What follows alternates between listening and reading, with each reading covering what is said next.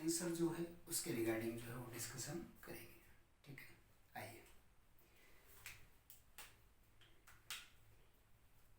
देखिए कि जो कैंसर है इसका मतलब है कि बॉडी जो है उसके अंदर सेल्स की जो ग्रोथ है उसका अनकंट्रोल्ड मैनर में कैरी आउट होना। नॉर्मली अपनी बॉडी के अंदर जो सेल्स है वो एक कंट्रोल वे में ग्रोथ करती हैं, जिसमें सेल जो है उसकी एक फिक्स लाइफ स्पेन होती है। उसके बाद में जो डिवीज़न जब वो पूरे कर लेती है तो उसके बाद में उसमें नेचुरल सेल डेथ हो जाती है, जिसको अपोप्टोसिस कहते हैं।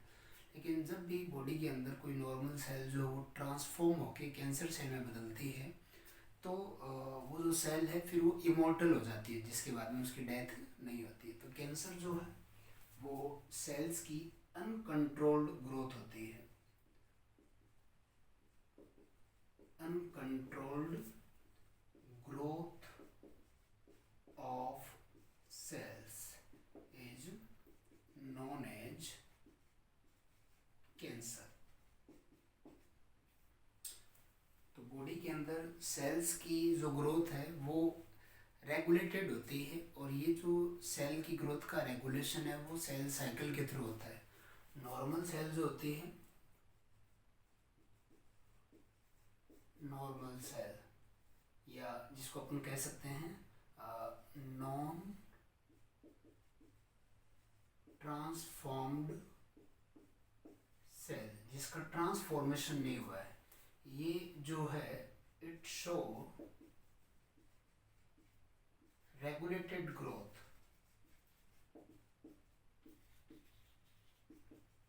ये नियंत्रित वृद्धि को शो करती है, रेगुलेटेड ग्रोथ को शो करती है। और रेगुलेटेड ग्रोथ जो इस नॉर्मल सेल में हो रही है ये किसकी हेल्प से होती है? By the help of normal cell cycle. जो नॉर्मल सेल साइकिल है वो रेगुलेटेड होता है, वो भी साइक्लिन सी डीके से कंट्रोल रहता है। तो अगर सेल साइकिल जो नॉर्मल होगा तो सेल की जो ग्रोथ है वो भी नॉर्मली हो पाएगी, क्योंकि जो सेल डिवीज़न है, सेल डिवीज़न ये चाहे वो माइटोसिस हो और मियोसिस हो, both type of division are regulated by cell cycle, regulated by cell cycle। और जब भी ये सेल साइकिल डिस्टर्ब होता है तो उसके बाद में जो बॉडी के अंदर जो सेल है वो नॉर्मल से या नॉन ट्रांसफॉर्म से ट्रांसफॉर्म्ड सेल जो उसके अंदर चेंज हो जाती है। ठीक है ना? तो इन्हीं सब की हम लोग आगे बात करेंगे कि किस तरीके से ये जो रेगुलेशन है वो डिस्टर्ब होता है। उससे पहले थोड़ा सा जो ट्यूमर है उसके रिगार्डिंग बात करके, और सबसे पहले कैंसर सेल जो उसकी प्रॉपर्टीज जो उनकी हम लोग बात करेंगे। ठीक है,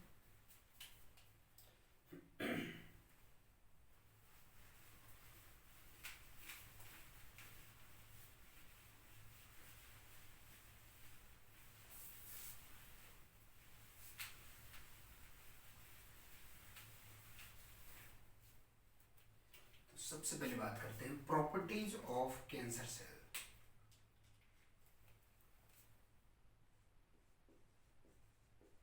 प्रॉपर्टीज ऑफ कैंसर सेल्स, तो कौन कौन सी उसकी प्रॉपर्टीज हैं, अगर उनकी हम लोग बात करें, पहले एक बार सबको लिख लेते हैं फिर वन बाय वन डिस्कस करते हैं।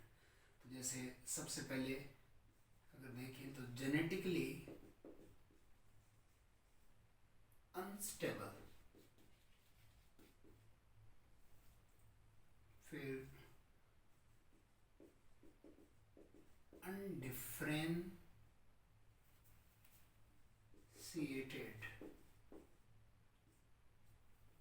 अनडिफरेंशिएटेड टाइप,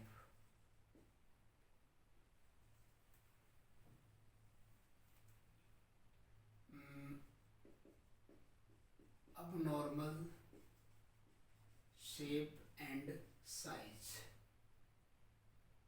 उसका उसका जो शेप साइज है वो भी क्या होगा, अब नॉर्मल होगा। इसके अलावा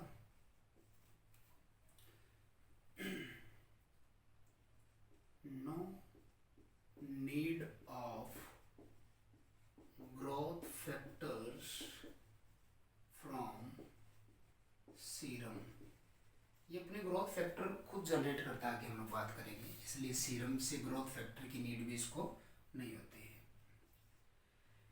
इसके अलावा और अगर देखें तो मेटास्टेसिस,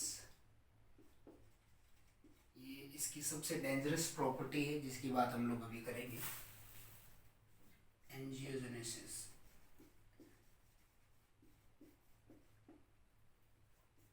कुछ कल्चरल प्रॉपर्टी है जो इन विट्रो ये शो करता है, इन विट्रो कल्चर प्रॉपर्टीज, और उनके अंदर एक तो हो जाएगा एनकरेज इंडिपेंडेंट,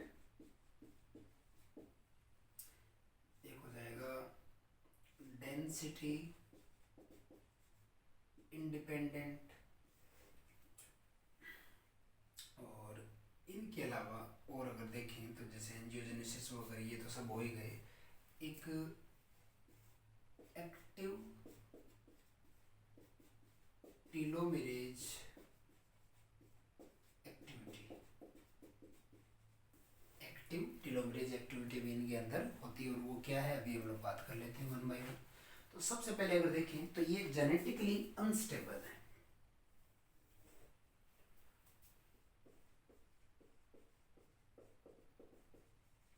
जेनेटिकली अनस्टेबल मतलब इसके अंदर हाई रेट ऑफ म्यूटेशन होता है, इसका जो डीएनए है और जो क्रोमोसोम के अंदर है तो उसके अंदर काफ़ी बदलाव आता है, high rate of chromosomal aberration इसके अंदर होता है, जिसके अंदर क्रोमोसोम जो है उसके अंदर स्ट्रक्चरल बदलाव आते हैं, जिसकी वजह से जो इसकी ग्रोथ है वो रेगुलेटेड नहीं हो पाती। तो जेनेटिकली अनस्टेबल का मतलब है हाई रेट ऑफ म्यूटेशन, इसके अंदर म्यूटेशन जो है वो ज़्यादा होता है, और वो भी म्यूटेशन जो वो दूसरे टाइप का जो होता है जिसको बोलते हैं स्ट्रक्चरल चेंजेज इन क्रोमोसोम, जो क्रोमोसोम है उसके अंदर स्ट्रक्चरल चेंजेस आते हैं, जिसके अंदर हो सकता है कि वो इन्वर्जन हो, डिलीशन हो, एडिशन हो, डुप्लीकेशन हो, इसके अलावा और भी कुछ टाइप हो सकते हैं जिससे क्रोमोसोम जो है उसकी स्ट्रक्चर में बदलाव आता है, जिसकी वजह से जो उसका रेगुलेशन है वो डिस्टर्ब होता है सेल का। तो जेनेटिकली अनस्टेबल होती हैं क्योंकि म्यूटेशन रेट इनके अंदर ज़्यादा होती है, और वो भी स्ट्रक्चरल चेंज जो क्रोमोसोम में आते हैं उससे रिलेटेड, इसको क्रोमोसोमल एबेरेशन भी कहते हैं। तो एक तो बात हम लोगों ने कर ली कि ये जेनेटिकली अनस्टेबल है। दूसरा, ये एम्ब्रियो की तरह अनडिफ्रेंशिएटेड टाइप की होती है, नॉर्मल सेल जो वो डिफ्रेंशिएटेड होती है।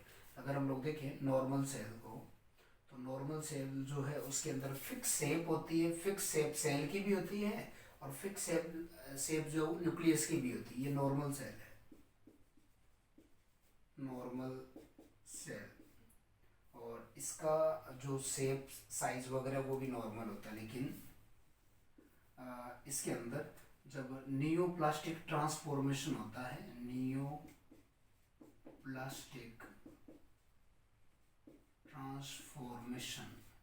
ट्रांसफॉर्मेशन का मतलब यही होता है कि नॉर्मल सेल जो कैंसर सेल में चेंज हो जाती है, तब इसकी जो शेप वगैरह है वो डिस्टर्ब हो जाती है, और न्यूक्लियस जो है उसका साइज जो है वो भी थोड़ा सा एनलार्ज हो जाता है। तो ये ट्रांसफॉर्म्ड सेल है, ट्रांसफॉर्म्ड सेल, ये ट्रांसफॉर्म्ड सेल है जिस जो एक तरीके से अनडिफ्रेंशिएटेड है,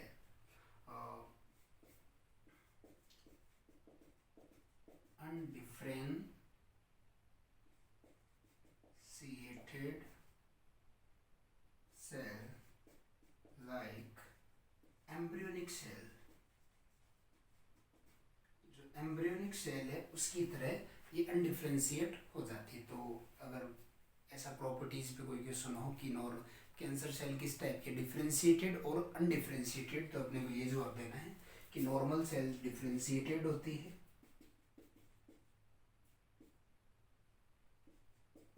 और जो कैंसर सेल है वो ट्रांसफॉर्मेशन के बाद में अनडिफ्रेंशिएटेड हो जाती है ना। तो एक बात अपन ने ये कर ली। उसके बाद में जैसे अब नॉर्मल शेप साइज की भी बात अपन ने कर ली, यहाँ पर नॉर्मल शेप साइज है और वहाँ पर अब नॉर्मल हो गया। उसके बाद में इसको जो ग्रोथ फैक्टर वगैरह है उसकी भी नीड नहीं होती, क्योंकि कुछ ग्रोथ फैक्टर ये खुद जो जनरेट कर लेती है। तो एक प्रॉपर्टी ये होगी। फिर मेटास्टेसिस एंजियोजेनेसिस हम लोग उसकी बात करते हैं, ठीक है।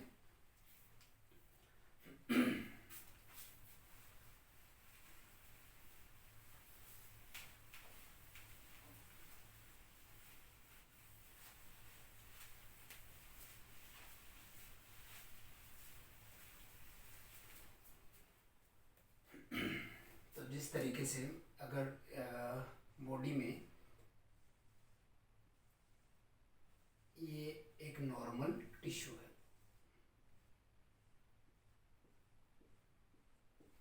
नॉर्मल टिश्यू,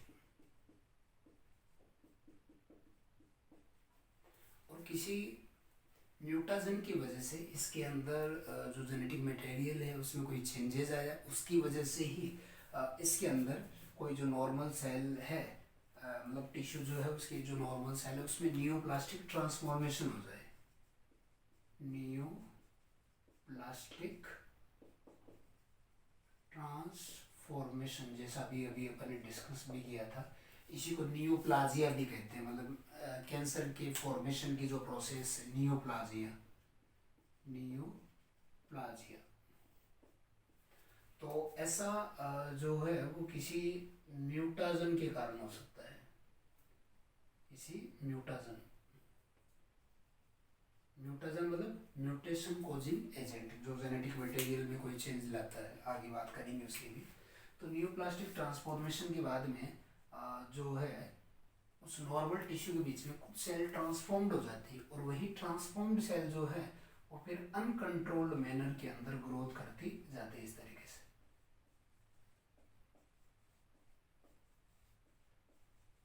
और वहां पर एक प्राइमरी ट्यूमर का फॉर्मेशन कर लेती है, प्राइमरी ट्यूमर।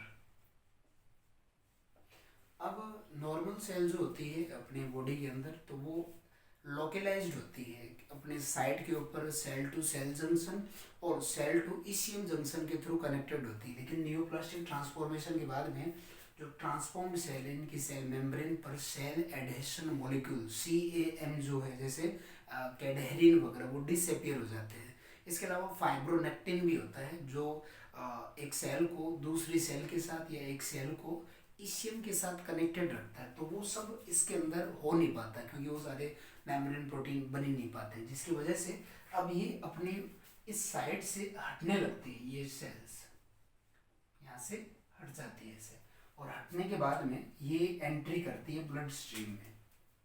तो मान लो यहाँ पर इसके पास से ही ऐसे ब्लड वेसल जो हैं वो ऐसे जा रही है। तो जो ब्लड वेसल्स हैं आप लोग जानते हैं, उसकी वॉल के अंदर 3 लेयर होती है, tunica externa, tunica media, tunica intima. तो जो एंडोथेलियल सेल्स है इसकी, ये ब्लड वेसल की ट्यूनिका इंटीमा वाला पार्ट है, ट्यूनिका इंटीमा। और वहाँ पर सिंपल स्क्वेमस एंडोथेलियल सेल्स है, सिंपल स्क्वेमस एंडोथेलियल सेल्स। और इनके बीच में ओपनिंग्स होते हैं जिनको बोलते हैं फेनेस्ट्राई। ये ओपनिंग जो है स्मॉल ओपनिंग, इन्हीं को बोलते हैं फेनेस्ट्राई। और इन्हीं फेनेस्ट्राई के थ्रू जो है ये कैंसर सेल है वो एंट्री करती है। इस प्रोसेस को बोलते हैं डायपोडिसिस। क्योंकि ये जो इसका साइटोस्केलेटन है वो इतना रेगुलेटेड नहीं है, जिसकी वजह से इसकी जो शेप है उसमें चेंज आता है। ऐसे डायपोडिसिस की प्रोसेस जो है वो WBC भी करती है, जिसके थ्रू वो नॉर्मली जब भी WBC ब्लड स्ट्रीम में होती है तो वो मूव करती रहती है। लेकिन जहाँ पर भी इन्फेक्शन होता है और इनको सिग्नल मिलता है तो डायपोडेसिस की प्रोसेस से वो बाहर आ जाती है। तो कैंसर सेल भी ऐसा कर सकती है। तो डायपोडेसिस के थ्रू जो है कैंसर सेल या ट्रांसफॉर्म सेल ब्लड में आ जाती है, और ब्लड से बहती हुई या मूवमेंट करती हुई वो किसी दूसरे साइट पे उसी डायपोडेसिस की प्रोसेस के थ्रू बाहर आती है, और फिर वहाँ पे आने के बाद में अब आप लोग जानते हैं कि वहाँ पर तो कनेक्टिव टिश्यू वगैरह है बॉडी के अंदर, अलग अलग जगह अगर ये जा रही है तो मान लो ये कनेक्टिव टिश्यू है, कनेक्टिव टिश्यू। तो ये जो कैंसर सेल है,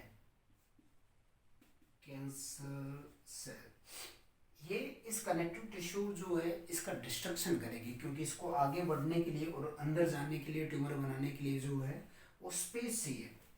इसलिए ये कैंसर सेल यहाँ पर कुछ एंजाइम रिलीज करती है, और ये जो एंजाइम है वो इस मैट्रिक्स को, ये कनेक्टिव टिश्यू के अंदर जो मैट्रिक्स वाला पार्ट है वो है, इसकी मैट्रिक्स का लाइसिस करती है। तो ये जो एंजाइम ये रिलीज करती है इनको बोलते हैं मेटेलोप्रोटीएज, मेटेलोप्रोटीएज।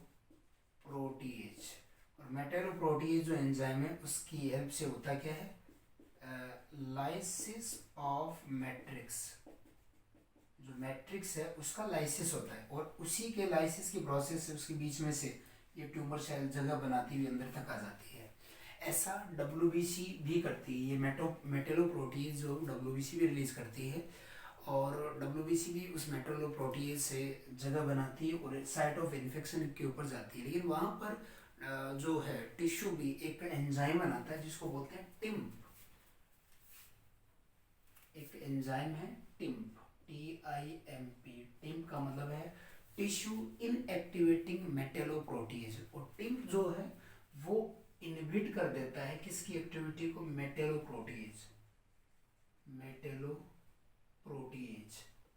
तो ये जो मेटेलोप्रोटीएज है WBC के थ्रू जो रिलीज हो रहा है उसको टिम्प रेगुलेट कर लेता है। तो नॉर्मली जब WBC ऐसा करती है तो वो रेगुलेटेड मैनर में होता है, लेकिन कैंसर सेल जो मेटेलोप्रोटीज बनाता है वो टिम्प से कहीं ज़्यादा उसका लेवल होता है, इसलिए टिम्प भी इस मेटेलोप्रोटीज को कंट्रोल नहीं कर पाता है, और ये इन्वेडिंग नेचर की हो जाती है, और अंदर तक जाकर के फिर वहाँ पे पहुँच के वो सेकेंडरी ट्यूमर जो है उसका फॉर्मेशन करती है। तो ये बन गया सेकेंडरी ट्यूमर। तो इस तरीके से एक साइड से दूसरी साइड पे कैंसर सेल का जो मूवमेंट है उसी को जो है वो मेटास्टेसिस कहा गया है, most dangerous property of a transformed cell और a cancer cell. Metastasis, metamorphosis and metagenesis है ना, तो तीन ऐसे शब्द हैं। तो मेटास्टेसिस तो कैंसर सेल से रिलेटेड हो गया। मेटाजेनेसिस आप लोगों ने नॉन कॉर्डेट्स जो हैं उसके अंदर सिलेंट्रेट्स के अंदर देखा होगा कि कुछ सिलेंट्रेट्स जो हैं उनके लाइफ साइकिल के अंदर दोनों फॉर्म होती है, पॉलिप एंड मेडुसा। तो alternation of generation between sexual and asexual form है ना, पॉलिप एंड मेडुसा, तो उसी को मेटाजेनेसिस कहते हैं। और मेटामॉर्फोसिस जो है वो इनडायरेक्ट डेवलपमेंट के लिए है, जो लोअर जो कॉर्डेट्स हैं उसके अंदर लार्वल स्टेज के दौरान होता है। तो तीनों चीज़ें जो है वो अलग अलग है, आपको जो मेटास्टेसिस है उससे कंफ्यूज नहीं होना है, ठीक है। तो ये बात अपन ने मेटास्टेसिस के लिए कर ली है। फिर उसी के साथ अपन एंजियोजेनेसिस की भी बात कर लेते हैं। देखो यहीं पे देख लेते हैं कि अब ये जो सेकेंडरी ट्यूमर है, अब ये सेकेंडरी ट्यूमर कुछ ऐसे ग्रोथ फैक्टर रिलीज करेगा जिसकी हेल्प से ये ट्यूमर अपने सराउंडिंग के अंदर ब्लड कैपिलरीज जो है उसका फॉर्मेशन करा लेगा। इसके लिए ट्यूमर सेल जो है वो एक ग्रोथ फैक्टर रिलीज करती है जिसको बोलते हैं एंडोथेलियल ग्रोथ फैक्टर। और ये एंडोथेलियल ग्रोथ फैक्टर जो है इसका रिसेप्टर एंडोथेलियम जो है उसके ऊपर होता है, ये रिसेप्टर है इसका, इसको बोल देंगे EGF रिसेप्टर, EGF रिसेप्टर। तो EGF जो है एंडोथेलियल ग्रोथ फैक्टर जो ट्यूमर से रिलीज हुआ है वो EGF जाकर के इस रिसेप्टर के ऊपर जुड़ जाता है, और जुड़ते ही फिर इस केमिकल के ग्रेडियंट की डायरेक्शन के अंदर यही ब्लड वेसल जो है वो नई कैपिलरीज का फॉर्मेशन करना स्टार्ट करती हैं, और ये नई ब्लड वेसल जो है वो इस तरीके से इसको कवर कर लेती है। तो ट्यूमर के सराउंडिंग में न्यू ब्लड कैपिलरीज का जो फॉर्मेशन होता है उसी प्रोसेस को क्या बोलते हैं, एंजियोजेनेसिस। तो एक प्रॉपर्टी इसकी ये हो गई है। ठीक है। फिर बाकी की जो प्रॉपर्टीज हैं कल्चरल प्रॉपर्टी, उनकी भी बात हम लोग कर लेते हैं, ठीक है।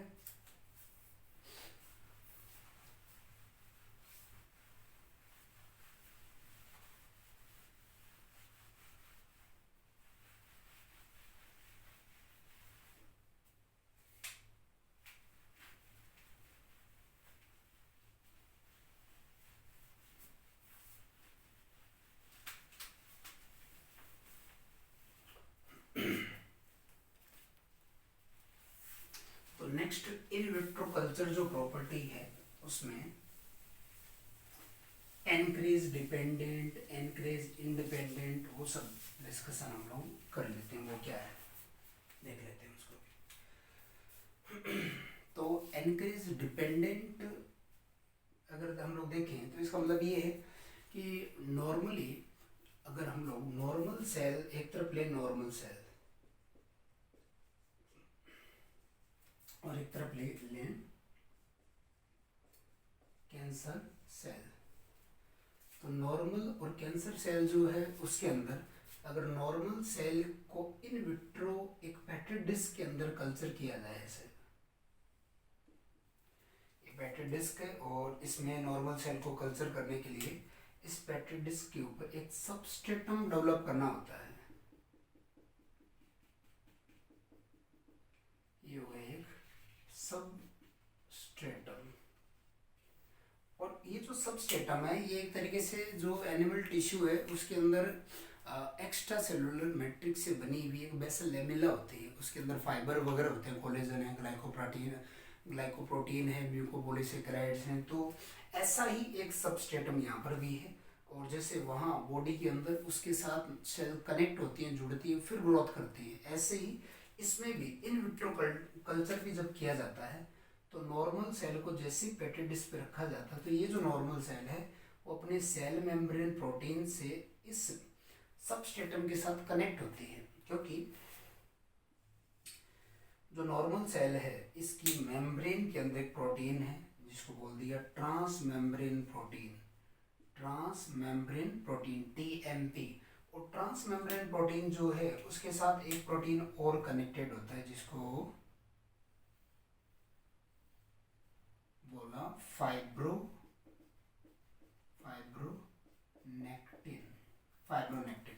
इस फाइब्रोनेक्टिन जो है उसके ऊपर 3 साइट है, साइट ए, साइट बी, साइट सी। साइट बी जो है वो ट्रांसमेम्ब्रेन प्रोटीन से कनेक्टेड है, साइट ए जो है उसके साथ कोलेजन वगैरह कनेक्टेड होते हैं, ये हो गई कोलेजन, और यहाँ पर भी कुछ प्रोटीन जो है वो कनेक्टेड होती हैं जिसको गैग बोलते हैं, ग्लाइको एमिनोग्लाइकेन, है ना। तो इस तरीके से ये जो सेल है वो इन सब प्रोटीन की हेल्प से ही एक्स्ट्रा सेलुलर मैट्रिक्स जो है ECM उसके साथ कनेक्टेड होती है। इसके अलावा भी कुछ प्रोटीन होते हैं जो दूसरी सेल के साथ उनको कनेक्ट करते हैं, ये तो है सेल टू सेल जंक्शन, और ये हो जाएगा सेल टू ECM जंक्शन। तो नॉर्मल सेल जो है अपने इन्हीं प्रोटीन की हेल्प से, जैसे ये वाली ECM से कनेक्ट हुई तो ये प्रोटीन ECM लाइक सबस्ट्रेटम से इसको कनेक्ट कर देगी, तो कनेक्ट होने के बाद में फिर इसमें डिवीजन होगा और इसकी नंबर ऑफ सेल जो बढ़ती जाएंगी। तो इस तरीके से नॉर्मल ग्रोथ के लिए जब एक सरफेस की नीड होती है तो इसी टाइप की जो सेल्स है उनको बोलते हैं एनकरेज डिपेंडेंट ग्रोथ, जिसके अंदर क्या है need of A substratum for growth. लेकिन दूसरी तरफ कैंसर सेल की बात करें तो वो तो ट्रांसफॉर्म्ड सेल है और वो अनडिफरेंशिएटेड भी हो जाती है, उसकी मेम्ब्रेन के अंदर ऐसे प्रोटीन भी डिसअपियर हो जाते हैं, तो उसको अगर ग्रोथ कराया जाए तो उसको एक सबस्ट्रेटम की नीड है ही नहीं, और उसमें अगर लिक्विड भी है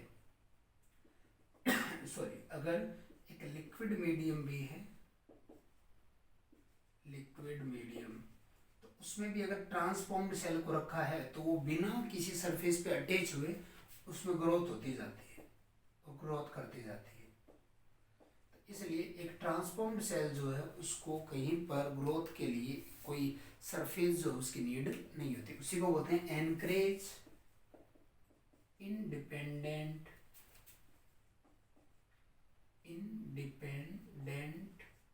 ग्रोथ। सरफेस की नीड नहीं होती। ठीक है, तो ये एक कल्चर प्रॉपर्टी है जिसकी बात हम लोगों ने कर ली है। अगली जो डेंसिटी इंडिपेंडेंट ग्रोथ है उसकी भी बात हम लोग कर लेते हैं।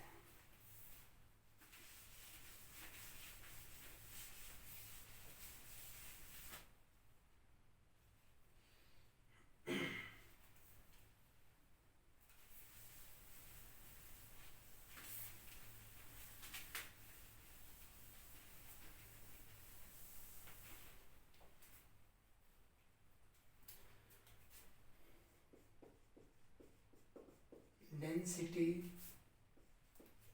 इंडिपेंडेंट ग्रोथ, देखो कि अगर नॉर्मल सेल की बात करें और नॉर्मल सेल को किसी पेटेड डिस्क जो है उस पर अगर कल्चर किया जाए, मान लो एक पेटेड डिस्क है इस पे नॉर्मल सेल को ग्रोथ मीडियम पे रखा, तो ग्रोथ मीडियम पे रखने के बाद में एक नॉर्मल सेल तब तक ग्रोथ करती जाती है जब तक उस पेटेड डिस्क के अंदर स्पेस है। तो जब तक पेटेड डिस्क के अंदर स्पेस होगा तब तक वो सेल जो है उसमें सेल डिवीज़न या सेल साइकिल की प्रोसेस चलती रहेगी और वो सेल डिवाइड होती जाएंगी।